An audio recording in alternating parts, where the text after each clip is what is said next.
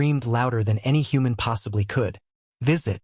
For the best known to surround the experience, her roar sent a chill running through Amaril's spine. Looking at Yuki scratching her own face, Amaryl and Cataly stepped closer to Knight in fear. What's happening to her, Knight? Amaryl asked Knight. She was being controlled by the cannibals. Michael answered Amaryl instead. Meanwhile, Yuki began to cough up blood as dark as midnight and squirmed like a fish out of the water on the ground. The cannibals expected Dawn to rescue her. That's why they turned her into a human bomb. Michael's words stunned them. What? Cataly raised her brows. Knight? Amaryl turned her gaze towards Knight as he nodded. I suspected Yuki's been controlled by the cannibals for quite some time. Someone was leaking information only we know to the cannibals. Dawn and I suspected this. Then, how did he know? Amaryl looked at Ghost. I told him. Knight surprised Cataly and Amaryl yet again. Knight possessed an ability to talk to people telepathically. When Knight shook Michael's hands, he told him everything about his suspicions to Michael. In return, Michael surprised Knight by responding to him telepathically using the system. The words they exchanged were never heard by Cataly or Amaryl.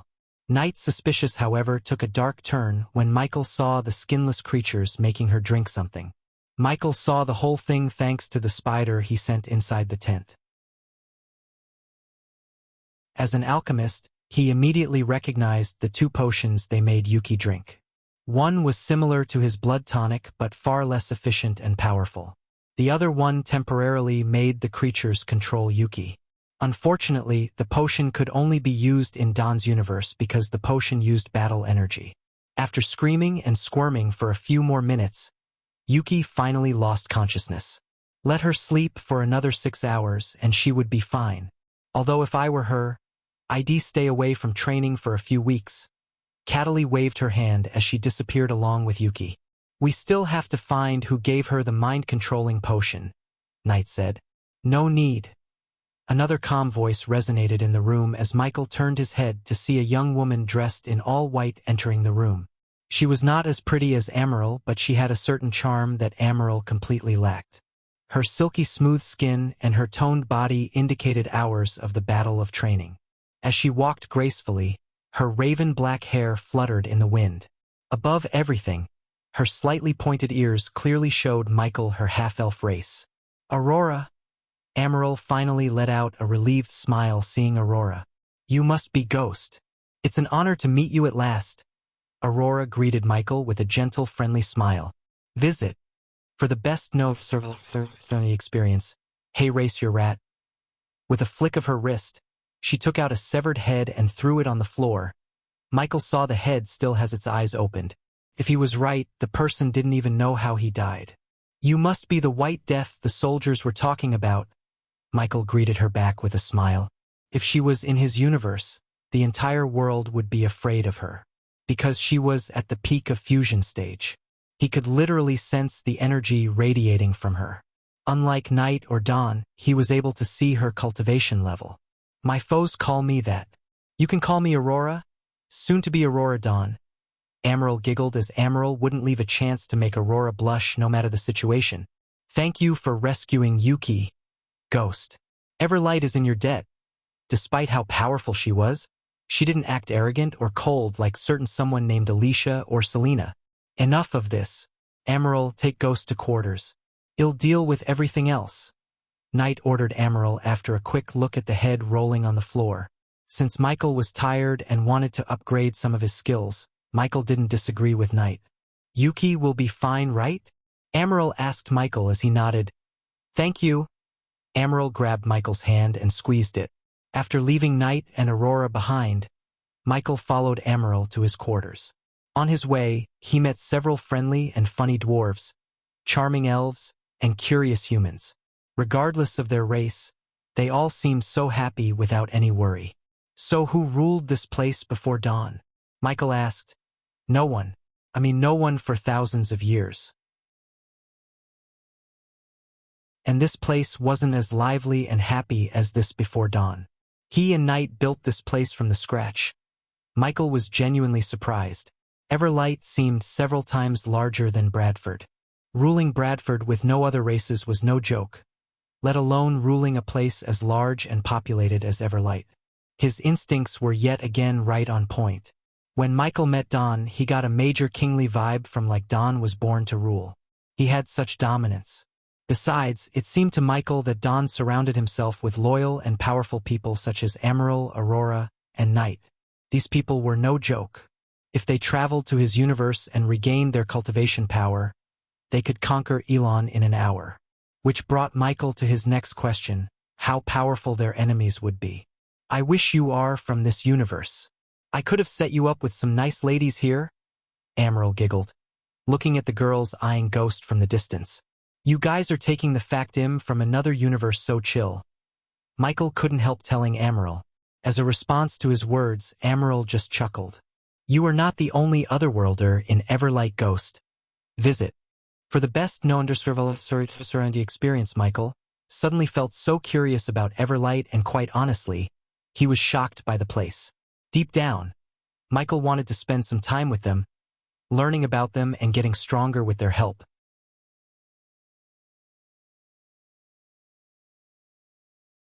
Michael's quarter in Everlight Castle was an ample hall with an attached lavatory. It had been ages since Michael took a shower, and it took him several minutes to figure out how they built the hot shower. Apparently, Dawn owns multiple hotel chains that were fitted with shower facilities. According to Amaryl, people had been waiting for months to book a room in their hotels. Of course, Michael had plans to expand his restaurant chains and hotels. Still, for now, he just enjoyed the shower before hitting the comfy bed located in front of the windows through which Michael saw the angelic sight of Everlight. Since it was the harvesting time, the paddy fields were blossoming with golden paddy waiting to be harvested by the farmers. So Michael just removed his armor and everything and lay in the bed wearing only loose sweatpants. It's time to upgrade the inventor skill. Michael decided to upgrade his inventor skill. Although Michael did not know when the Shadow Realm would pull him back, he treated staying in Everlight like a vacation. He still had no clear idea why he was in Everlight physically instead of being in his soul form. But as far as he could tell, his future self planned everything. Host. Michael cultivation level. Soul refining stage. Level 6 experience points. 0/600.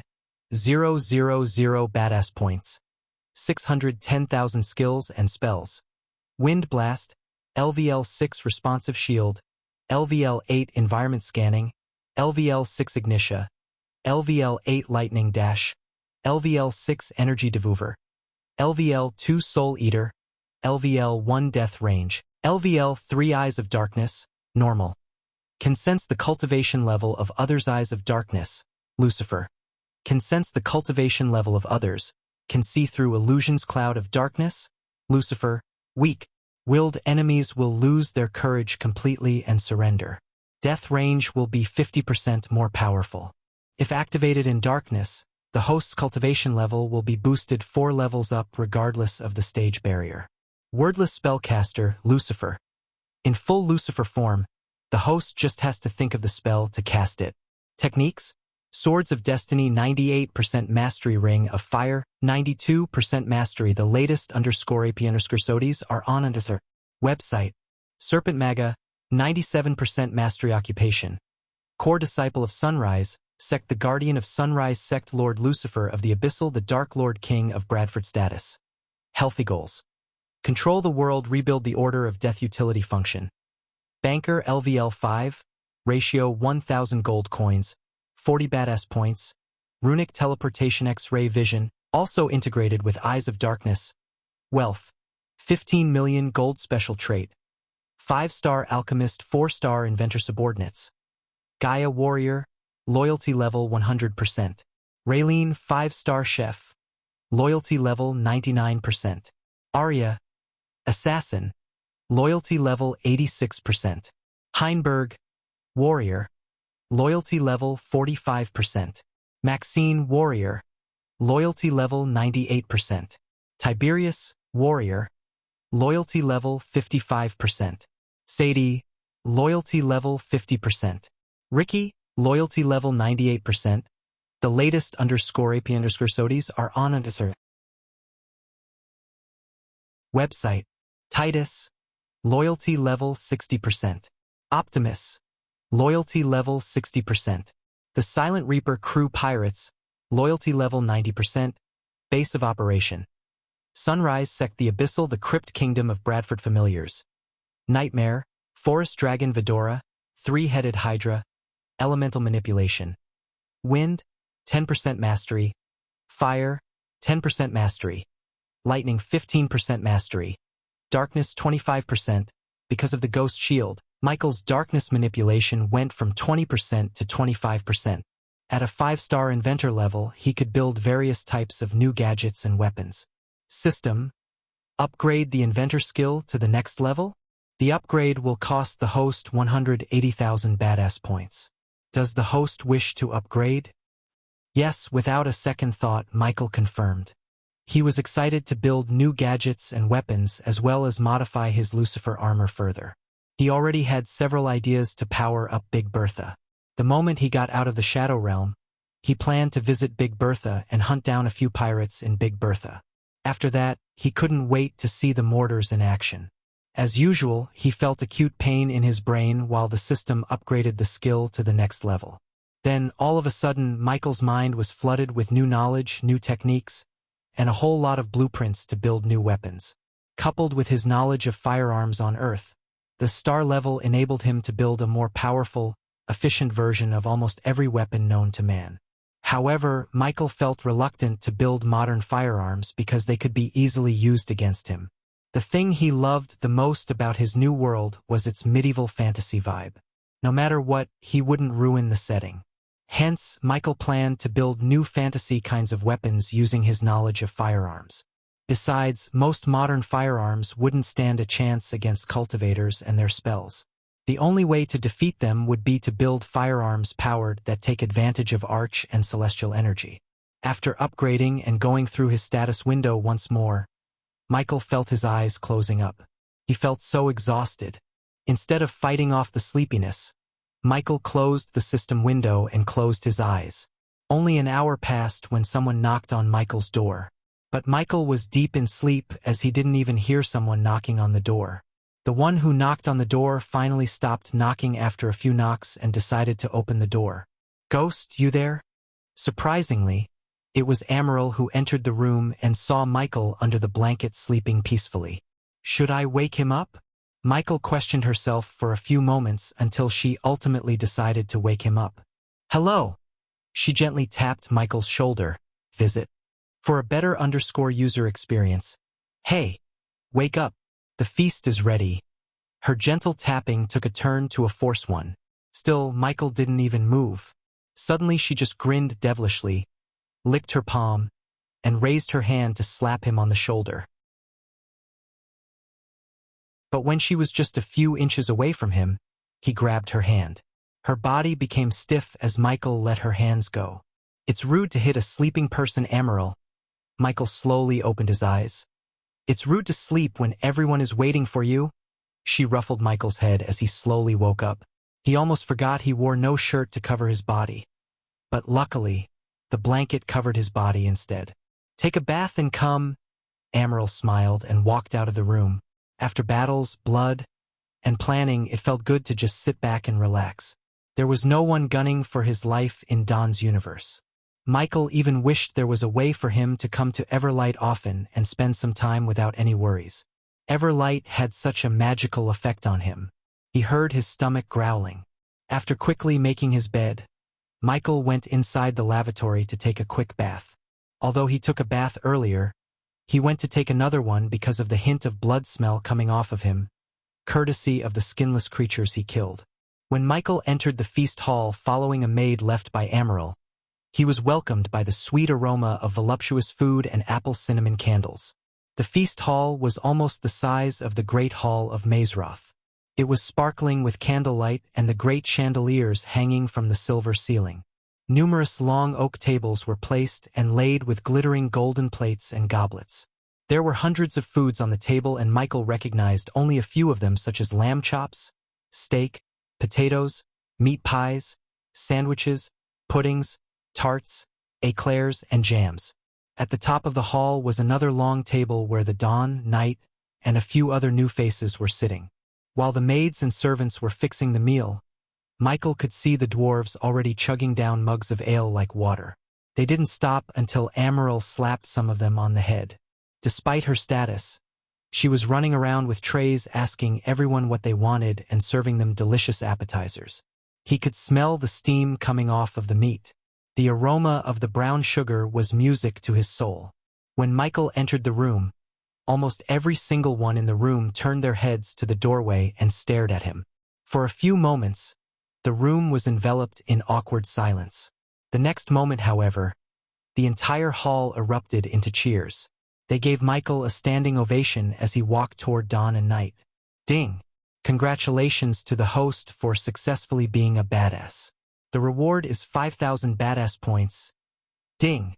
Congratulations to the host for successfully being a badass. The reward is 2,000 badass points. Michael was too surprised by their gesture. The increasing badass points elevated his mood a couple of times. While he approached Dawn's table, Knight pointed to the empty chair next to Dawn. As soon as Michael sat beside Dawn, the citizens stopped cheering and returned to their seats. Most of them were stunned to see the resemblance between Michael and Dawn, especially how they dressed. Michael's robes were pure black with no colors whatsoever, while Dawn's armor had silver linings and a hood to cover his head. I heard what you did, thank you. When Michael saw beside him, Dawn thanked him. You did save my life back there? Michael smiled, unlike Dawn, who had no expression on his face. Quickly, a girl with bunny ears approached the table to refill Michael's empty glass with wine. I don't drink booze. Can you give me water or any kind of fruit juice? Amaral, who came to serve Michael, was stunned by his words. She just gawked at Dawn and Michael for a moment. You're just like him. Are you related to him or something? Michael noticed the water in Dawn's glass and realized Amaral's words. To be honest, Michael shared the exact thought as Amaral. The latest _AP_SODIes are on website. He wondered if he and Dawn had some kind of connection. Let's eat first. Then we will talk about what you're looking for. Dawn ignored Amaral's question and said to Michael in a low-pitched voice. For some reason, Michael felt Dawn was aware of what he was looking for in the key. But for now, Michael decided to enjoy the feast with the friendly people of Everlight. After all, the dishes in front of him looked delicious.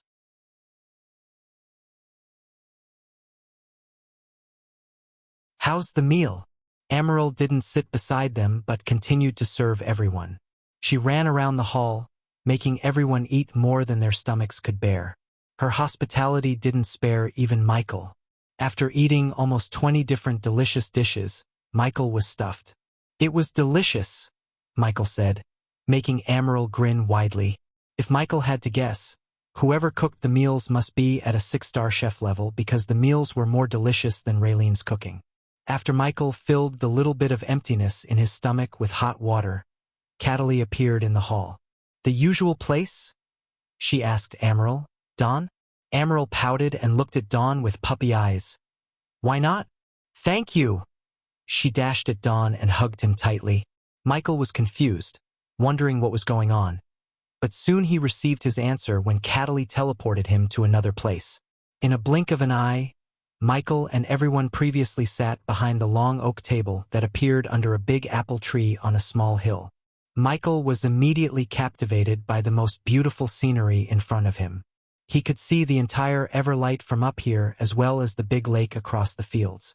As the light drained away, there was barely enough even for shadows. Whether one liked it or not, the darkness arrived and blanketed everything. Even the stars and moon cowered behind a dense layer of cloud in the sky, giving the air a cold tincture. Everlight's beauty came from its nature.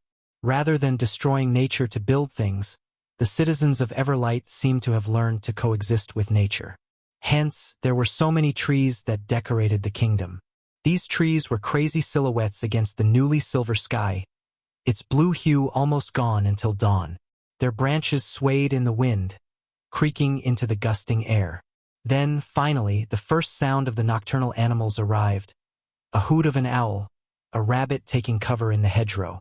The lake in the distance mirrored the cloudy sky, and the moon peeking through the clouds as the trees had hidden their bold greens. Finally, dusk was the time to move into the shadowless world. Michael just stared at the sight before him without batting an eye. He was simply speechless.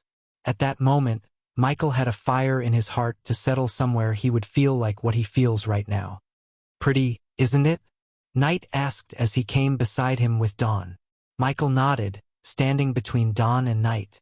The trio stared at the scenery together. "You guys created a beautiful place. Glad I could be of help. Don't let the serenity fool you, Ghost," Night said as Michael turned his head towards Night. "Every day is a battle to keep this place as it is. I don't know when I will be pulled back to my universe. But until then, let me know if you need anything." Michael patted Night on the shoulder. "Visit." For the best serenity experience, you've already done enough for us, Ghost. Now tell us what we can do to help you? Dawn asked Michael. "You boys get back here when you're done with boy talks," Emerald shouted from behind.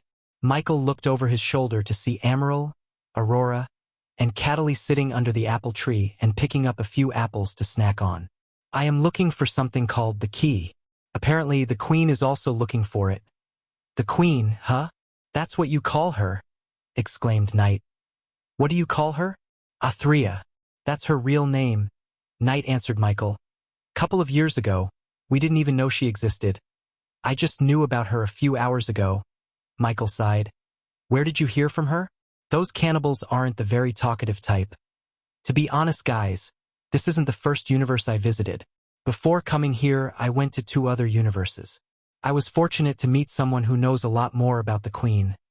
Of course, Michael couldn't say he first heard about the Queen from the system when he killed the skinless creatures. Hence, Michael altered the truth a bit. Since Michael felt no need to hide from Night and Dawn about traveling to other universes, he told them about it. "Hunter." As soon as Michael heard the name from Night's mouth, Michael raised his brows. "You know him?" "Yeah. One tough son of a bitch, isn't he?" Night chuckled. "The only one who killed Athrea's soul piece." Finally, Dawn opened his mouth, and by the tone of his voice, Michael could tell Dawn was surprised and shocked by Hunter, and crazy enough to try to absorb her soul piece. Night burst into laughter, but just like Dawn, he too seemed startled by Hunter's feat. "When and where did you guys meet him?" "Shadow Realm. It was unfortunate we were just there for a couple of minutes and didn't have the chance to meet that crazy son of a bitch." Night sighed. "But he seemed to have met you. Might be a different timeline. Don's words made sense to Michael. Hunter, Draven, Michael, Don, and Knight traveled to other universes in different timelines. So Michael felt he might meet some of them in the future in his own universe. When we went to his universe, we didn't meet him, Knight explained. But we all seemed to share a common enemy, didn't we? The latest _AP_SODIes are on website. Michael nodded.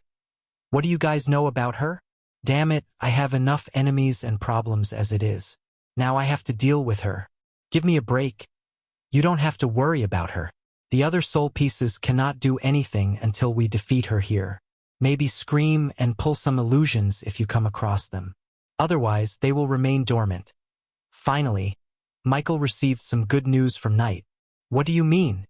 No one knows her origins, but she belonged to this universe when she was alive. So the main part of her soul is here somewhere in this world.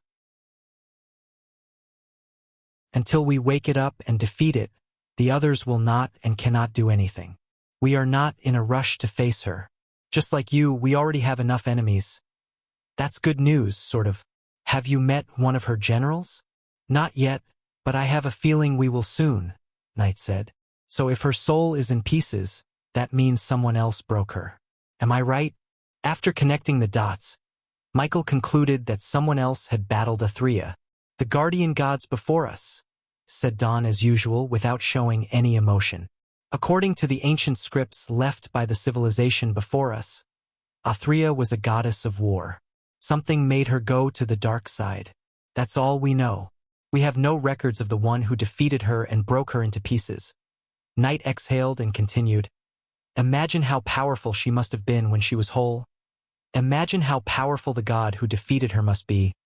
Michael couldn't even fathom the power of the god who defeated Athrea. A single general created by Athrea was powerful enough to destroy Michael's words in a few hours. But thanks to Knight's information, Michael calmed down as he had no need to worry about Athrea until Don dealt with the soul piece in his world. Fortunately, Michael had a feeling Don was more than capable of destroying her soul piece. To be honest, Michael decided not to worry about Athrea until he first dealt with the Sky Hall and the Great Eight clans. There was no point in worrying about her and the Hydra at this point in time. So what about the key? You know anything about it? Unfortunately, Knight shook his head. No idea, but if the Shadow Realm brought you here, it must have its own reason. Who knows? Maybe you got what it intended for you to. Michael looked around Everlight and took a deep breath. Maybe I did. Surprisingly, Michael did not feel disappointed. Instead, he felt satisfied. By coming to Don's universe, Michael received a legendary item, learned more about the Queen, and made some powerful friends. Moreover, he felt relaxed. It had been so long since he loosened up a bit and enjoyed the calmness. Enough about Athrea and her fanatics. Tell me about yourself and your world, Ghost. Hey, we need to hear that too. Ghost, come here. Amaryl shouted from behind as Michael smiled. Visit. For a better _user experience, let's go. Don turned around, walked towards Amaryl, and sat beside Aurora, leaning back on the tree. I am sorry, Ghost, Knight said after lying on the ground. Why? She is going to ask you so many questions. Shut up, Knight. Don't believe him, Ghost. It's okay. Michael smiled. But let me ask you a question first. Since they were all here, Michael decided to ask the question that had been nagging his brain since he arrived at Everlight. Why do you guys trust me so much? You shared so much with me when you just met me a few hours ago. What makes you think I'm so trustable? Asked Michael. We trust you because we trust you guys, Amaryl giggled. Besides, you came from another world. What reason might you have to harm us? Michael nodded. Speaking of Regais, where is she? Aurora asked, resting her head on Don's shoulder. She's with Leah. I wish I could eat some of these. Suddenly Catelli looked at the apple in Michael's hand and sighed. Just wait a few more months, Cat. We will find you a suitable body, Knight said as Amaryl rolled her eyes. This time, try to bring a body of a young girl instead of an old man's body. As soon as Amaryl mocked Knight, Michael was taken aback by surprise. The first thing I am going to do tomorrow is dispose of that body, Knight growled. Well, If you don't mind, can I take a look at the body? Amaral frowned. Why? Amaral couldn't think of a reason why Ghost might want to take a look at an empty body void of soul. The latest _AP_SODIes are on _ website. Because I have a demon butler and he needs a physical body.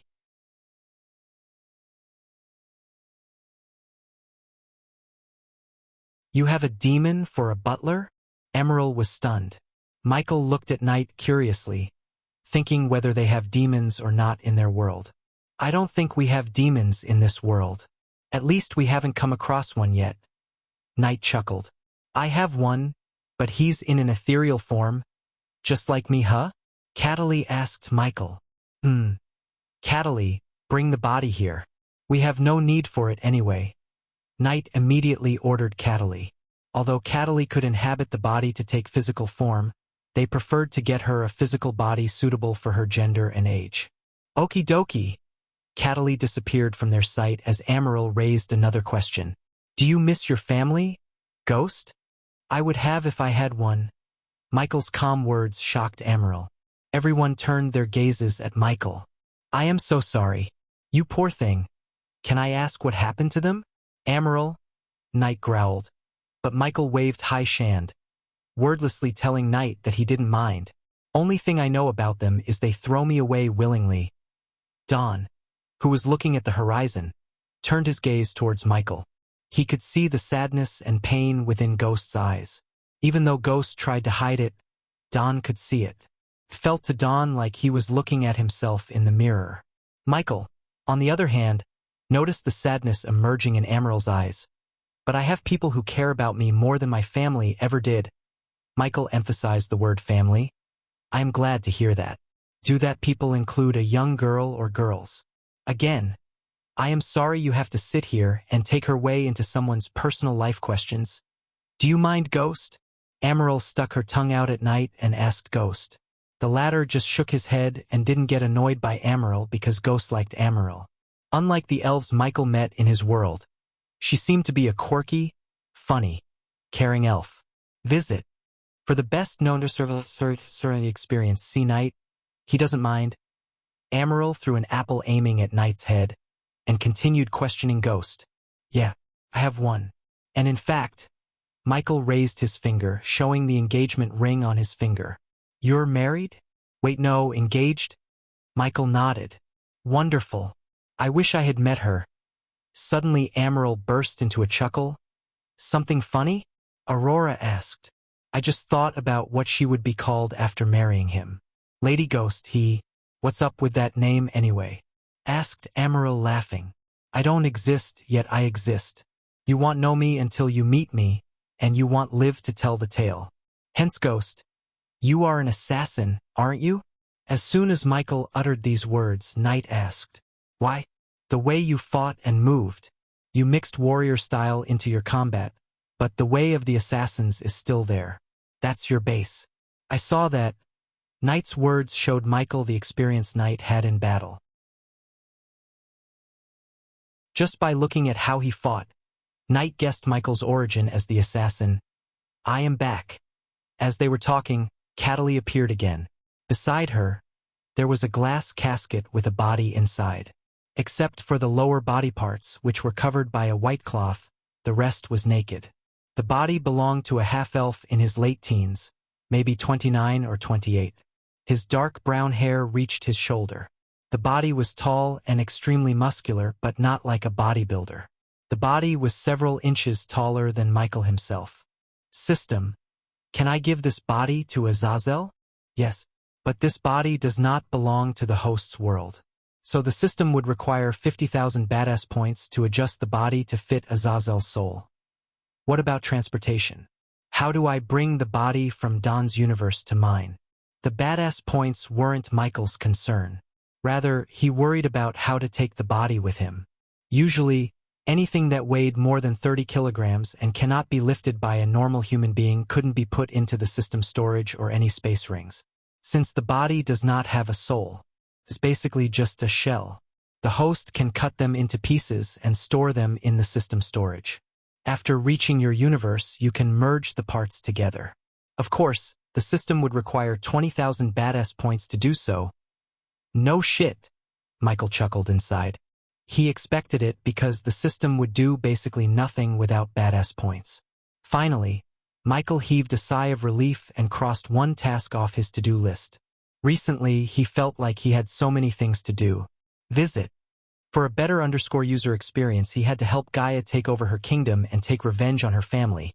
Find Gaia's mother, assassinate Tenulia, get rid of guardians and vampires, fight the 8 great clans, save sect leader Claire's mother, and reduce Thusia kingdom to ashes. These were just a few things on his list. At least with the body, he had one less thing to do. Michael stood up from the grassy ground and walked towards the glass casket. We brought it from an ancient ruin. It's really amazing how the body remained in this condition for thousands of years. He didn't seem like he died of old age. Neither there any cuts nor wounds in his body. After hearing Knight, Michael guessed it was either someone had created the body or sucked the soul out of it, just like Michael did to Wilka's. It's only collecting dust in our storage. If you have a way to take it with you, feel free, Knight said. How is he going to do that? It's not a shield to put it inside a space ring, Amaral questioned Knight. Unless his space ring works differently from ours, Aurora commented. Under their curious gazes, Michael placed his hand on the glass. Can you open it? Cataly nodded, waving her hand as the glass between them slowly vanished. What are you planning? Amaral asked but quickly closed her mouth when she saw Ghost unsheathing his swords. When you have a big problem, cut it into smaller pieces, Michael calmly said before slashing the body with his 2 swords. He moved so quickly that Amaral could only see a blur. When he stopped cutting, the body remained intact, at least for a few moments. Then, the body crumbled onto the ground, quickly disappearing from the ground. Problem solved. For a few moments, everyone was stunned. They couldn't help wondering how Ghost planned to piece together the body. Thank you for the body, Michael smiled, breaking the silence. Well, now I don't have to listen to the dwarves saying I should take the body. Cataly was pleased to see the body disappearing from the casket. Hence, she laughed happily. With a flick of his wrist, Michael took out a parchment from his space ring. Before I forget, take this. Michael gave the parchment to Knight. Visit. For a better user experience, this contains the procedure, ingredients, and the formula to create an antiserum for corroded blade and potion to wake anyone from their coma state / this is the least I can do for what you've done to me. Michael felt truly grateful towards them. They did not only give him a legendary shield, but they also gave a body to Azazel. Although it seemed like a normal body, Michael felt immense power from the body. If his gut feeling was right, the body would be worth millions. Moreover, the way they treated Michael earned them his respect and love. They treated him like one of their own and calmed his mind and soul, which helped Michael more than anyone would expect. At that time, Michael just wished he could travel to other universes more often, especially to Everlight. Unfortunately, he began to feel the sucking force. Dawn surprised Michael by looking at the sky. It seems like your time in this world is up. It's been some years since I felt this force. A gentle smile indicated sorrow and gloom on Knight's face. Dawn, can't you stop it? Amaral grabbed Michael's hands tightly. Even if I can, I want Amaral. He has to return to his own world, said Dawn as the others took a deep breath and prepared to send off Michael. If fate permits, we will meet again, Amaral. Michael squeezed Amaral's shoulder with a smile. Take this. Dawn took out a black card just like the one Hunter gave Michael from his space ring.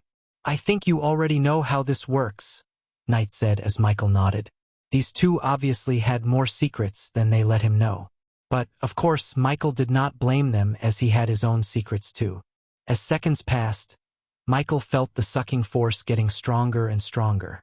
Finally, his feet almost started to rise from the ground. Remember, Ghost. Do not judge anyone before knowing the full story. Michael did not understand the reason behind Dawn's words. It was sudden and unexpected. But Michael had no time to ask Dawn regarding his words as he was pulled upwards by the suction force.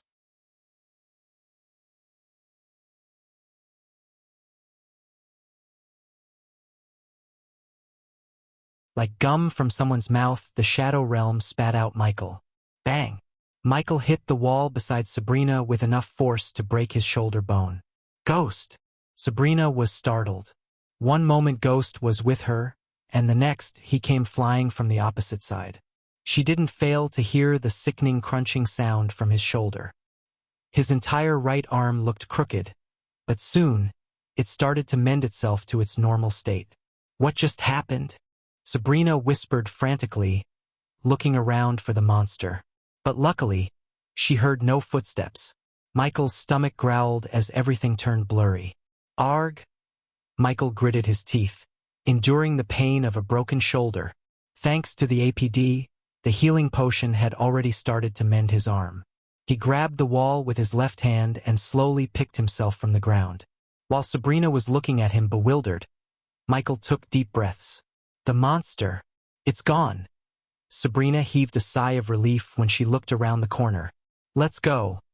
Michael didn't even take a rest but walked around the corner to continue their journey. He had a feeling the journey was coming to an end. What the hell was that? Sabrina asked Michael. There was definitely something happened in a split second, and she wanted an explanation. What do you mean what just happened? I just got hit by the monster. Michael lied. 1 second, I was with you, and the next, some invisible force threw me around like a rag doll. Michael stretched his back while lying to her. We should get the hell out of here before that monster comes, Michael exclaimed. He did not need to tell Sabrina that the monster was dead when they traveled to another universe. Although the people in his world believed in other realms and other worlds, they had no idea there were other universes out there. Even the Shadow Realm was a myth to them, let alone the other universes. Michael liked to keep it that way. The last thing Michael wanted was Noah to start investigating the Shadow Realm and the other universes. Sabrina believed Ghost because his words made sense. After coming out of Everlight, Michael did not speak much. Instead, his brain replayed Don's last words to him, and Michael tried to make sense of those words. What did he mean by that? Michael questioned himself. Luckily for Michael, Hunter cleaned up most of the skinless creatures in the Shadow Realm. Thus, they came across no creatures. Eventually, after walking for another hour, the rune on Sabrina's hand glowed brighter than usual and let out a low-pitched whistling sound. Ghost? Sabrina raised her hand to see the rune pulsing like a heart. Visit. For a better user experience, I think we are close to the key, Michael said. Instead of moving forward, Michael quickly sent his drones into the 2 branching ways in front of them. However, the drones refused to enter the paths as though an invisible shield prevented them from flying through. What should we do? Sabrina asked. What else can we do? Michael raised her hand toward the path and noticed the rune glowing brighter when he pointed her hand towards the right path. Michael did not like walking on an unknown path. Even the system let him down, saying its level is too low to break the energy shield. It was definitely a risk, but Michael had no choice. According to what he learned in Etheria, the key might let the Queen open portals to other universes. Michael connected the dots and concluded that something was stopping the Queen from traveling to other universes. However, the key was something that could remedy the situation in her favor. If Michael could take the key for himself, he could stop a future threat successfully. What's stopping the Queen from getting the key? Michael asked himself. She definitely had minions roaming around the place. So if the key was here, she would have tried to take the key for herself. But something told Michael she didn't get the key yet. According to Hunter, he forgot what happened except killing the skinless creatures in the Shadow Realm. Michael even began to question whether the key was still here or not. Yet, despite everything, he was glad he came to the Shadow Realm. Otherwise, he couldn't have received the Ghost Shield, a physical body for Azazel, and met new people, including his fellow Earthman, Hunter Blade. While Michael was recalling his journey from the beginning from the island to getting out of Everlight, he felt the air suddenly get chillier. Ghost. Sabrina also sensed the change in the air. Both of them stopped to look around the place. As far as they could see, there was nothing but dark walls around them. Michael used his thermal vision to ensure no one was around them and saw nothing. Let's keep our guards up. Michael and Sabrina cautiously took steps forward, expecting trouble any second. The surroundings turned darker and gloomier than usual. The more they walked, the chiller the air became. At one point, Michael conjured his alchemy flames to keep their bodies warm. But because Michael was expecting trouble, he did not dare to fly and waste his arch energy. An hour later, the rune on Sabrina's light started to radiate a dim emerald green light. Again, they saw no branching ways but a dead end before them. "There's no way," Sabrina whispered, standing close to Michael's alchemy flames. "The key must be somewhere here." Michael once again looked around to find any clues or something out of place. Whoosh! Visit. For the best known serenity experience, suddenly a strong gust of wind put out Michael's alchemy flames. But although they lost the green flames, Sabrina's rune glowed bright enough to light the gloomy place. What was that? Sabrina frantically looked around until she noticed a blood stain on the ground several meters ahead. When she turned her head to inform Ghost, she noticed his gaze already locked onto the blood stain. He slowly made his way towards the blood stain. "It's still warm." Michael squatted, touched the blood, and informed Sabrina. "What does it mean?" Sabrina clenched her sword tight while frantically looking around. She kept waving her hand as though her hand was a torchlight. "I have a bad feeling about this," Michael said to himself, looking at the large blood stain on the ground. Michael was about to stand up when the place suddenly turned red, like it was lit with several crimson red lights. Cring! Michael's neck hair stood up, sensing the sudden danger, but he was too late to react. Several belts made of energy coiled around Michael and prevented him from moving his arms. Michael squirmed against the belts only to fail. They were too strong. Even after using all his strength, he couldn't even move his arms an inch. At that time, several figures appeared out of thin air and surrounded them. "Ghost!" Sabrina tried to dash at Michael. Boom! A strong gust of wind blasted Sabrina to the wall behind her. She collapsed onto the wall and fell, coughing up blood. The sword in her hand slipped out due to the clash. Michael squirmed against the belts while trying to summon the system. "Damn it, system. Don't go offline now." Michael screamed inside his mind, trying to summon the system. On the other hand, more and more cloaked figures appeared out of thin air and encircled Michael and Sabrina. "The host doesn't have enough badass points to break the cursed chains." The system's words made Michael's heart skip a beat. Sabrina struggled to pick herself from the ground, and when she finally did, a cloaked figure grabbed her by her hair. She tried to fight, but the cloaked figure simply swatted the sword off her hand. Visit.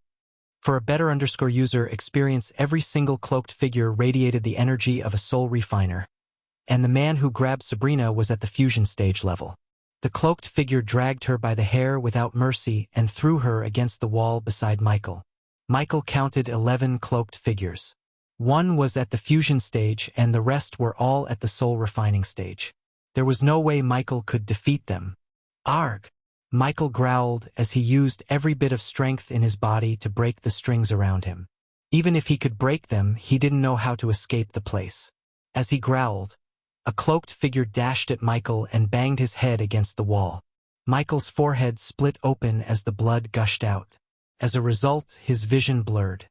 Not only the strings prevented Michael from moving his limbs, but they also stopped him from casting spells. In other words, the strings blocked the arch energy flow in his body, thus making him powerless. No matter how hard Michael squirmed, he simply couldn't break the strings.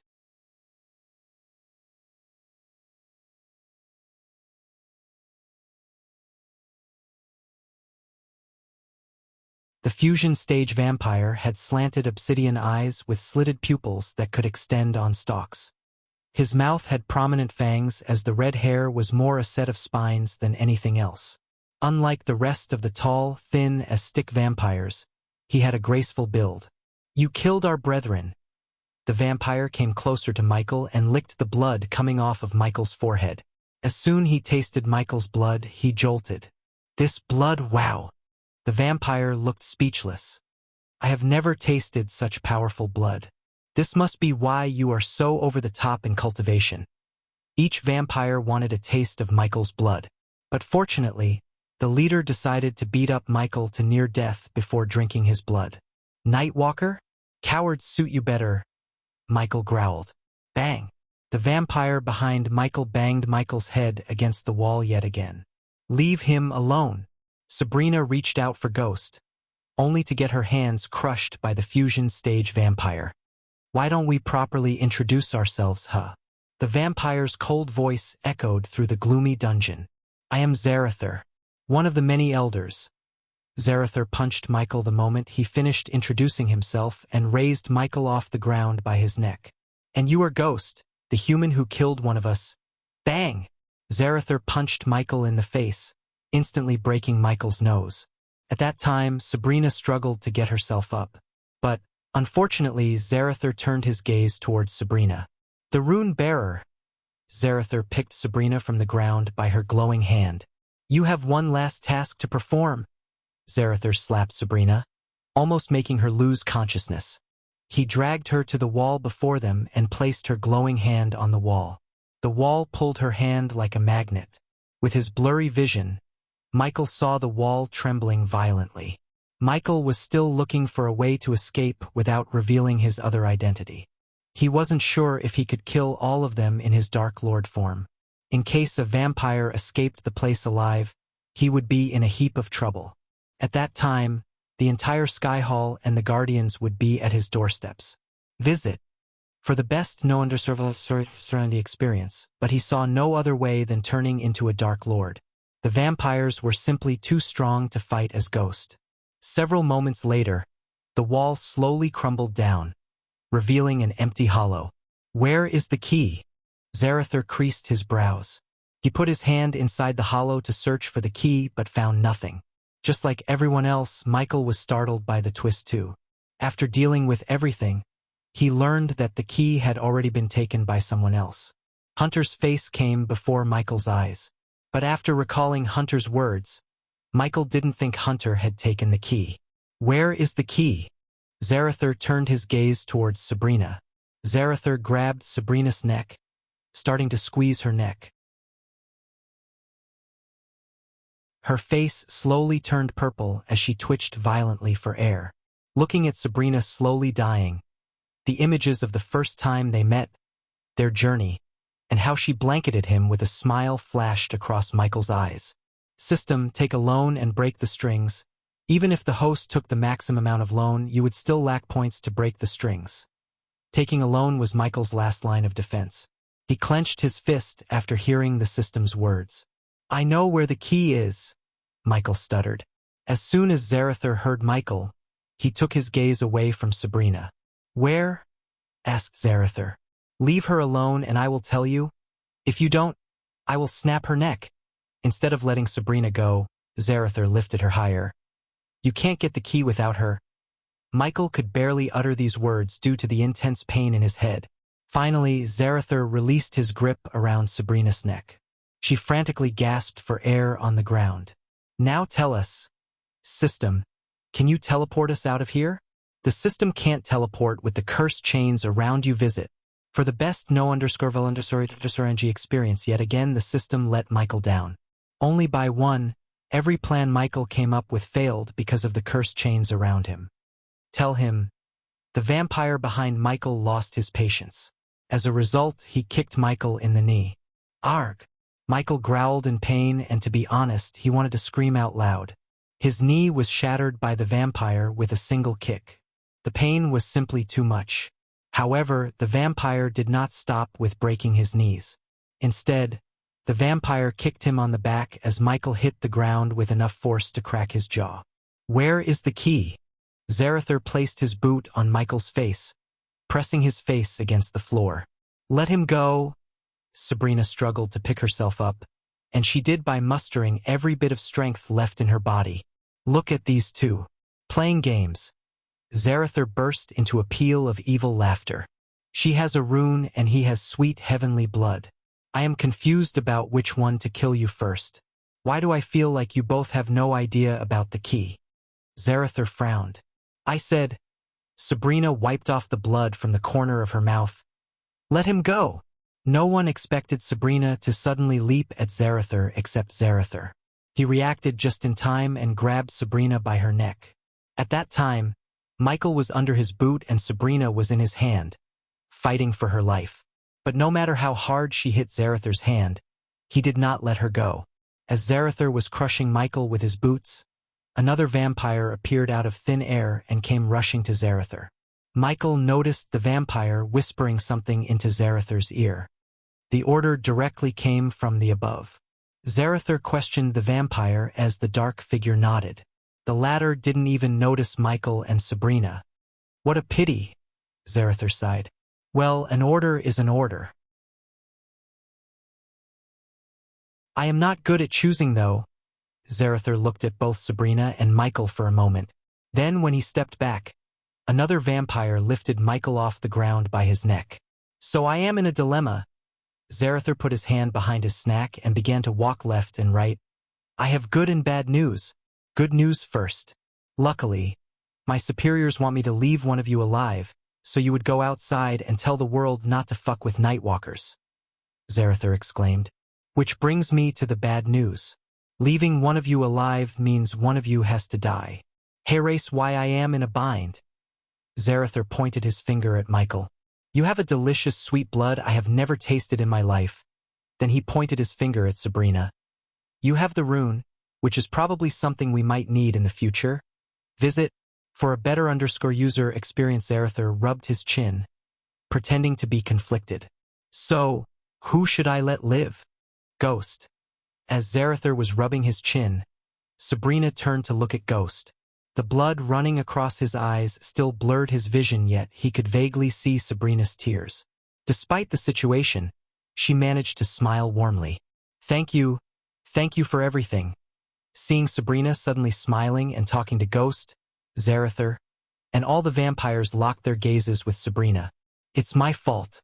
I am sorry I put you through all of this," she spoke, fighting through the lump in her throat. Her tears gushed out like a flood breaking out of the dam. "Tell my family I didn't die a coward. Sabia." Michael couldn't even pronounce her name correctly because of his broken jaw. At that time, Michael had a cracked frontal lobe, a shattered knee, and a broken jaw. Even if he broke the strings, he wouldn't be able to fight without chugging several healing potions. "When I prayed for my brother to rescue me, you appeared before me." Without Michael's control, tears rolled out of his eyes. He clenched his fist, knowing what she was about to do.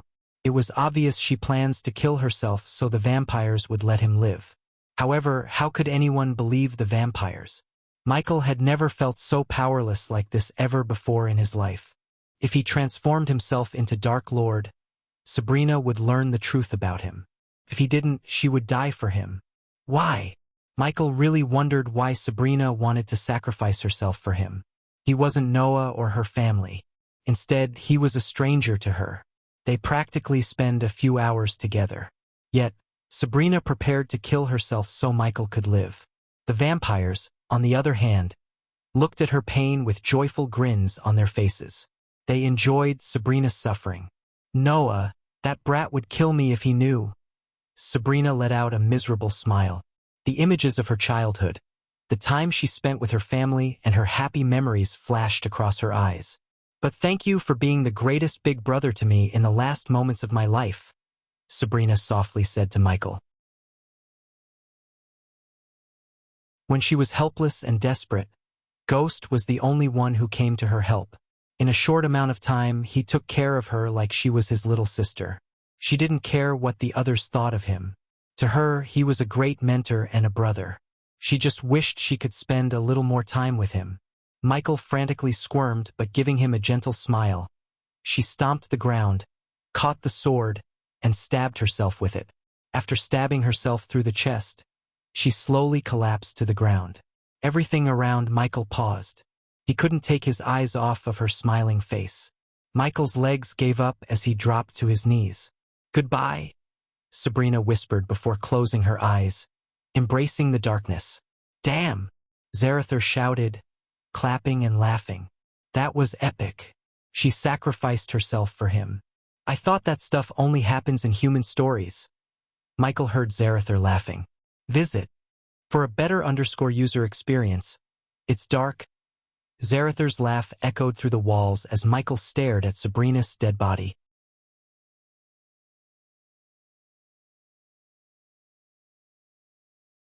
When Sabrina's heartbeat stopped, Michael's anger exploded within him. "System, use everything I have and block the vampires from leaving this place," Michael said to the system in his mind. Yes, host, the system did not dare to utter any words. It sounded terrified of Michael, and it should be because the vampires broke Michael's limit. Michael tried to reach out to touch her face, but he couldn't. Meanwhile, the vampires laughed wholeheartedly as their evil laughter echoed through the dungeon. "They only said to let one live, right?" Zarathar licked his lips as he took a deep whiff of the air. The smell of Michael's blood captivated the vampire. Zarathar walked toward Michael, craving more blood. But as he approached Michael, the dungeon started to grow darker. Additionally, the silent shadow realm suddenly got filled with rumbling thunderclaps. The grins on their faces instantly vanished. The crimson-red atmosphere gradually returned to the gloomy black and white. "What's happening?" Zarathar looked around with a confused face. All the vampires frantically moved their heads around to see what was happening until they saw the dark cloud enveloping Ghost. Michael slowly picked himself up as the dark cloud grew thicker to the point the vampires couldn't see his face anymore. "Arg har!" The vampires jolted back when they heard Michael's beastly roar. Zarathar was in a state of shock, seeing the cursed chains cracking little by little. In a few moments, the chains coiled around Michael completely shattered. Cling, cling, cling. Holy fuck! Zarathar took a step back, realizing what was happening. Since Cloud of Darkness affected the weak-willed enemies to lose their courage and surrender, some of the vampires began to shiver. The place almost turned pitch black due to the Death Range and Cloud of Darkness. Michael did not hold back. He activated every spell in his arsenal to boost his power. Moreover, his anger fueled his power to the next level. At that moment, his power was equal to a fusion stage level 2 cultivator.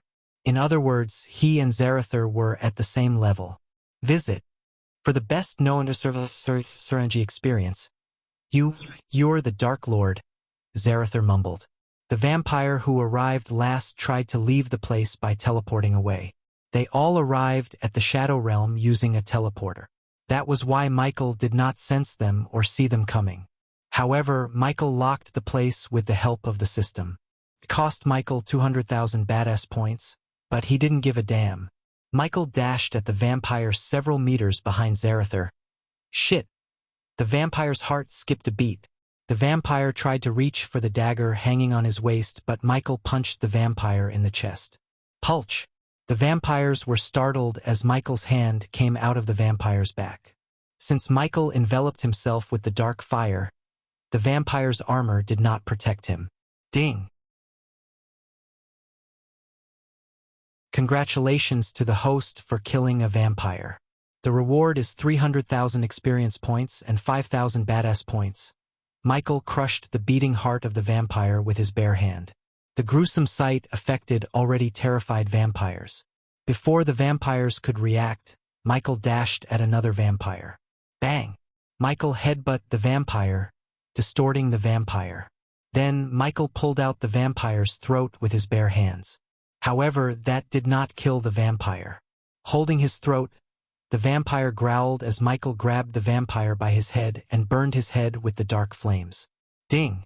Congratulations to the host for killing a vampire. The reward is 300,000 experience points and 6,000 badass points. Congratulations to the host for leveling up. The current level is the Soul Refining Stage level 7. After leveling up, Michael's power skyrocketed as more and more vampires began to be affected by the Cloud of Darkness. However, some of them snapped out of their shock and dashed at Michael, casting various speed spells. Michael just cast the Ring of Fire to create the dark flame ring around him to burn the vampires. The vampires reacted quickly by shielding them with a translucent blood-red energy shield. Regardless of their shields, the dark flames burnt their skin. Arg! The vampires screamed in agony as the air in the dungeon reeked with the stench of burning flesh. Shit! Zarathar tried to teleport back to their headquarters. The vampires did not dare to underestimate the Dark Lord. Hence, instead of fighting him alone, Zarather tried to get back up from their headquarters. Yet no matter how many times he tried, he couldn't teleport himself. Visit. For the best-known Surangi experience at that time, the vampires shot several blood beams at Michael. Cling! Cling! Michael quickly raised his arm, taking out his shield and blocking the beams. Despite the lightness of the shield, it stopped all the attacks. While blocking the blood beams, Michael locked his gaze with the vampire who banged his head against the wall earlier. The vampire felt a chill running down his spine when he saw the Dark Lord's head turning towards him. He didn't even blink an eye when Michael appeared before him. Michael was pushing himself to the absolute limit. Thus, he moved fast to the point he left after images. Although the vampires and Michael were at the same cultivation stage, the darkness and anger made him several times more powerful than them. Michael was a god, after all. The vampires barely had time to cast any spells or even to attack him. Bang! Michael dragged the vampire to the same wall against which the vampire banged his head and returned the favor. Usually, Michael would quickly finish off his enemies, but now, he wanted them to suffer for killing Sabrina. Zarather saw Michael banging the vampire's head against the wall mercilessly until the head turned into a bloody mush. Ding!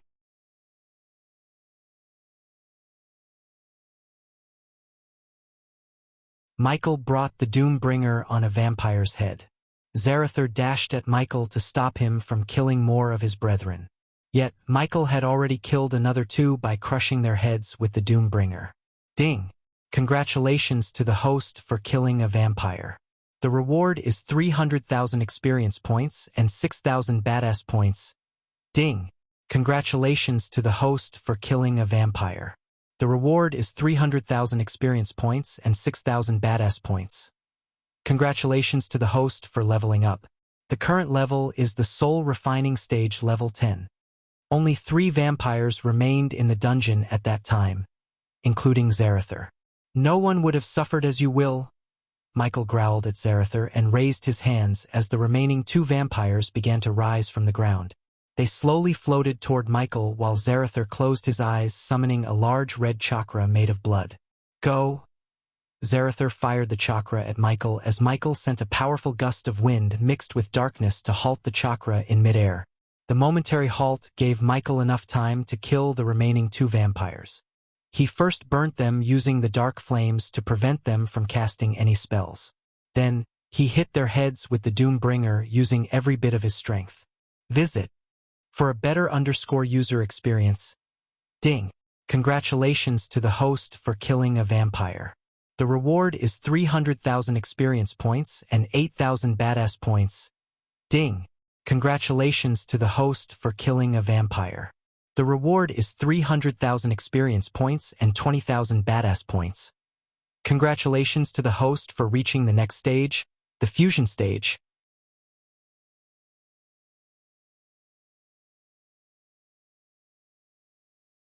After killing every single vampire except Zarather, Michael had finally reached the fusion stage to become the youngest cultivator to reach the fusion stage.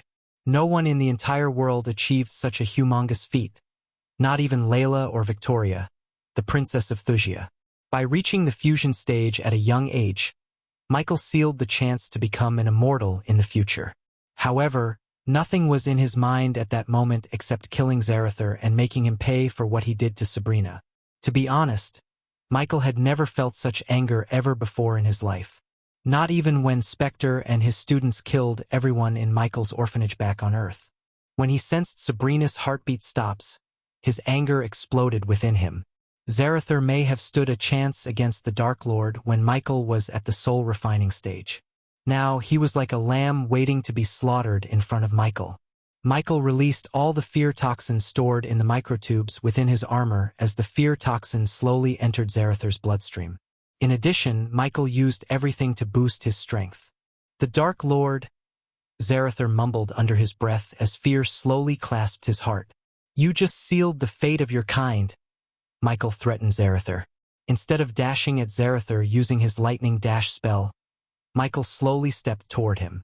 Blood Beam, Rage Chakra, Life Sucker. Zarather cast spell after spell to stop and kill Michael. but Michael deflected the spells using the ghost shield and responsive shield. Of course, some of the spells hit Michael and made him bleed, but he was too furious to feel any pain. As the Dark Lord approached Zarather, the latter stopped casting spells that would take too much time to cast and began to cast quick spells. At that time, Michael was bombarded with arrows made of blood shooting out of Zarather's arms. Although the responsive shield couldn't stop the arrows completely, it absorbed most of the arrows' energy and made them weak. Thus, the arrows that escaped the ghost shield grazed Michael.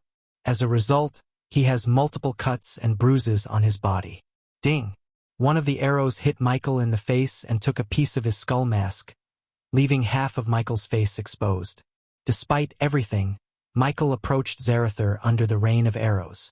Hundreds of arrows rained down on Michael from all directions. If the spell was cast on someone else, they would have been skewered by the arrows and turned into a bloody mush. The power of a fusion stage cultivator was not a joke, as even the weakest combat spell would be deadly when a fusion stage cultivator cast the spell. Under the rain of arrows, Michael finally arrived in front of Zarather and grabbed him by his neck. Now the tables were turned as Michael squeezed Zarather's throat. Next, Michael raised his other hand, pinching Zarather's fang.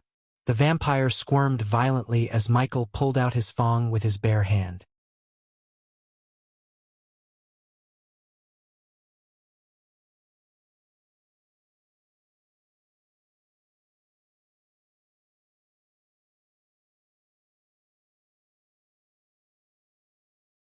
"You're the Dark Lord," Sabrina shivered as she looked at Ghost's face through all the dark mist and cloud enveloping him. She slowly dragged her feet towards Michael. "It's you." She could barely raise her hand to touch his face. "Sabrina." Michael was conflicted. He saw her die and sensed her heartbeat stop. Yet she was standing before him alive. His mind was boggled. How? Michael questioned himself. At that time, he didn't know when he roared in anger. The sound kick-started her heart again. His roar contained such power. As she was touching his face, she suddenly lost the strength in her legs and collapsed back, only to get caught by Michael. He squatted down slowly, putting her on the ground while drawing out the sword from her chest. He immediately took out a healing potion to give her, but she shook her head and swatted away the healing potion. "Let me die. Otherwise," Sabrina coughed up blood, "your secret won't be safe." She smiled despite the excruciating pain in her chest. "Do you think I am evil as everyone says?" Michael asked Sabrina. "You're far from evil." She touched Michael's cheek again with her bloody hand. For some reason, her gentle smile warmed his heart and made him calm down. "Your brother and everyone in this world hunt me. They think I am evil," Michael calmly said. "Yet they weren't here to stop the actual evil." Sabrina coughed a couple of more times as her face turned paler. Michael could sense her heartbeat slowing down. She had lost too much blood. At this point, even the healing potion couldn't guarantee her survival unless Michael gave her his 90% pure healing potion along with a potion to make her body produce more blood. Can you give my body to my family?" Sabrina asked, tears rolling down her eyes. "Don't tell them what happened to me. Father and mother must not know about anything." Even in her dying breath, she didn't want her family to be saddened by her death. "I died instantly by some poisoning. You can make them believe it, right?" Michael couldn't understand the girl's thought process at all. She wanted to sacrifice herself so he could feel better knowing his secret was safe. However, if she died when he could have easily saved her, his heart would nag him until he dies. Michael hated that feeling. "So you want to die so I will feel better?" Michael questioned Sabrina. "That's the least I can do for you?" Visit. For a better user experience, will you tell others my secret? Sabrina slowly shook her head right away. "If I let you die, then it'll be the evil they say I am." As soon as he said these words, a sparkling blue potion materialized in his hand. Sabrina tried to resist, but he simply overpowered her and poured the potion into her mouth. After emptying the potion into her mouth, he took out a blood-red potion and chugged it down her throat just like before. It didn't even take the potion a few seconds to start healing her body.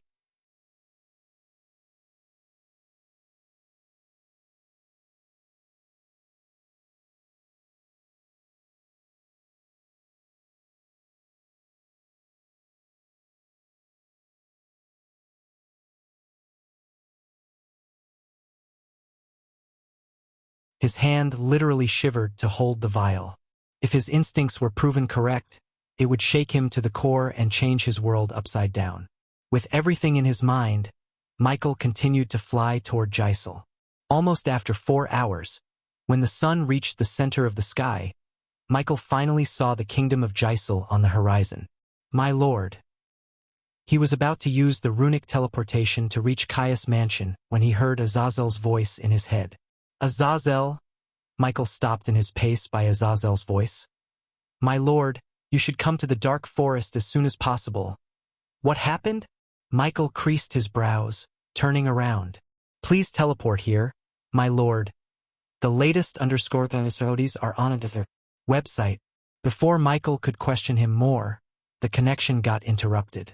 Realizing something was wrong, Michael immediately activated the runic teleportation to reach the dark forest.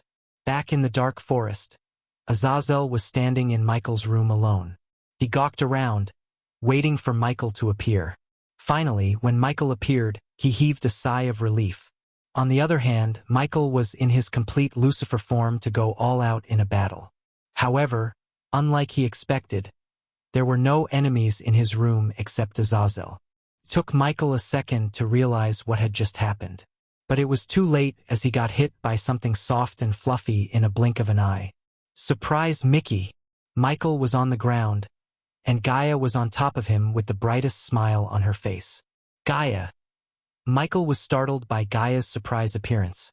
She ripped off his mask and showered him with kisses. In return, Michael hugged her and stood up, holding her tight. Since Azazel had done his job by bringing Michael to the dark forest, he quickly left the room, leaving Michael and Gaia alone. Gaia just pushed him to the bed and locked her lip with his like a hungry kitten. I missed you so much. After parting her lips from his, she panted and said, I missed you too. The smile on Gaia's face instantly vanished as she creased her brows. Something happened? With a single look at his face, Gaia knew something was bothering him. Tell me what happened. Michael knew there was no point in changing the subject or lying to her. Thus, he took a deep breath and began narrating everything that had happened since he met Sabrina on the island. Surprisingly, after listening to Michael, Gaia gently patted him on the back. It's okay. You did the right thing. You would have been no different than the fucking Guardians if you had killed her. She is a Winston. She won't break her word. Michael somewhat felt calmed and reassured after hearing Gaia's words. Besides, I am here. You don't have to face the shit alone anymore. Let's kick things up. Michael smiled as she pecked him on the cheek. You're not supposed to get out of Akilon till next week. So how did you come here? Michael asked. Just got an early vacation thanks to Headmistress Kayla.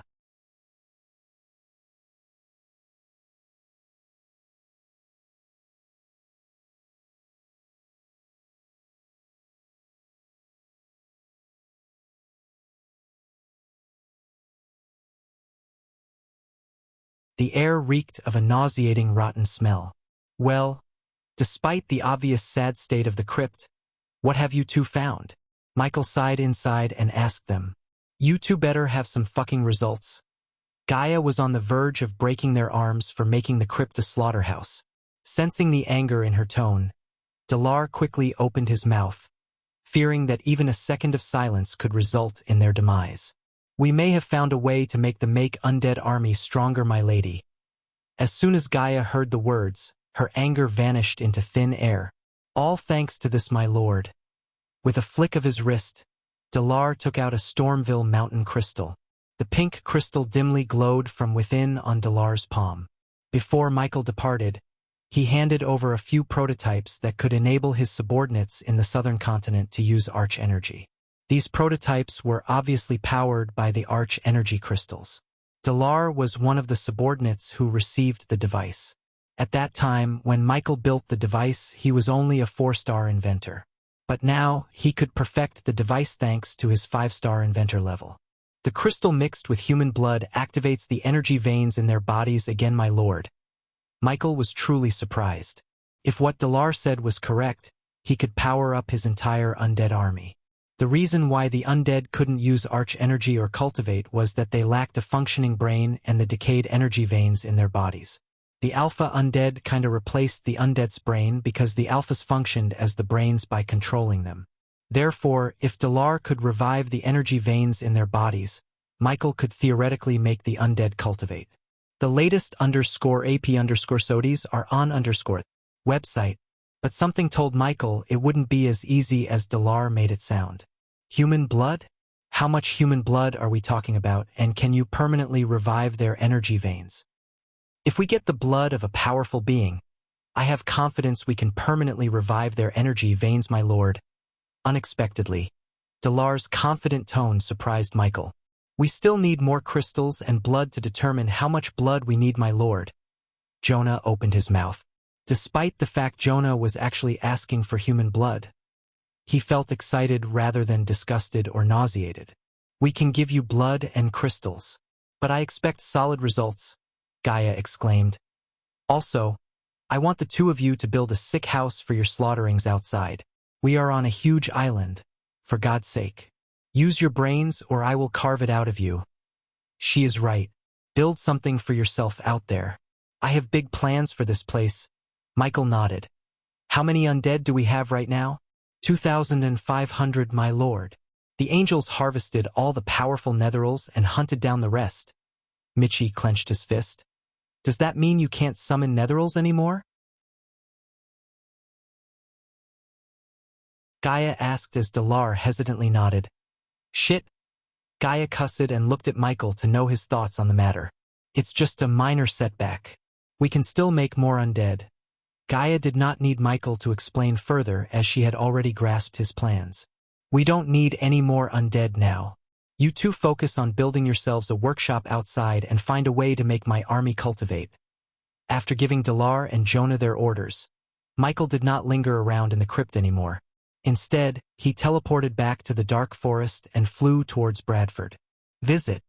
For a better user experience ever since Ghost separated Bradford from Bredia and declared the barony as a kingdom, Bradford had gone through countless struggles. However, after Ghost's visit to Bredia, things took a turn for the better. Kingdom Bredia had released all the prisoners and stopped harassing the travelers and merchants. Although their king Ghost was not there with them to govern the kingdom, the elders and the Sunrise sect ruled the kingdom in his stead.